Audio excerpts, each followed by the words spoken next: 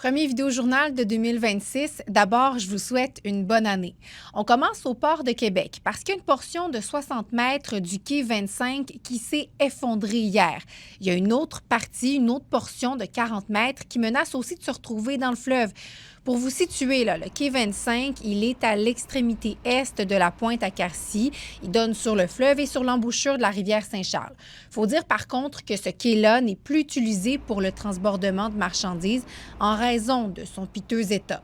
Il n'y a donc pas d'impact sur les activités du port de Québec qui doit d'ailleurs faire le point cet après-midi. Il y a d'ailleurs plusieurs quais qui sont en mauvais état. Il faudrait près de 2 milliards de dollars pour refaire les infrastructures, une somme qui est demandée au gouvernement fédéral. Bon, le temps des fêtes est terminé. C'est donc cette semaine que les élèves du primaire et du secondaire vont être de retour en classe. Un retour qui va être marqué par l'entrée en vigueur de nouvelles règles de civisme, dont le vouvoiement et aussi d'employer madame, monsieur pour s'adresser au personnel. Ça se faisait déjà dans plusieurs établissements, mais maintenant, ça s'applique dans toutes les écoles de la province.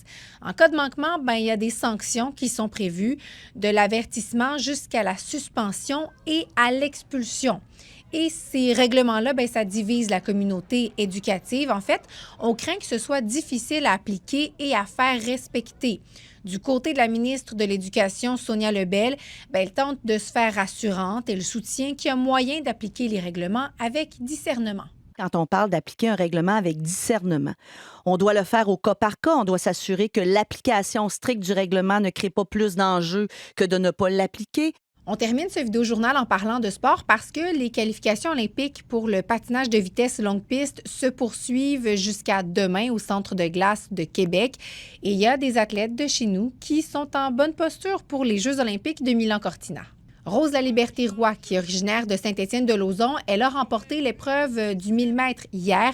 Elle avait raté sa qualification pour le 500 mètres samedi. Il y a aussi le Lévisien Laurent Dubreuil qui, encore une fois, a fait bonne figure. Il a remporté l'épreuve du 1000 mètres hier et lui aussi, il est donc en bonne position pour avoir une place dans cette épreuve en Italie. Lui qui a déjà son billet pour le 500 mètres. On écoute leur réaction. Mes parents qui ont toujours cru en moi, de les voir là en franchissant la ligne d'arrivée, c'est un moment marquant. J'aimerais ça être capable de partir des Jeux avec une médaille. Il y a du chemin à faire si je veux avoir des chances de médaille dans un mois.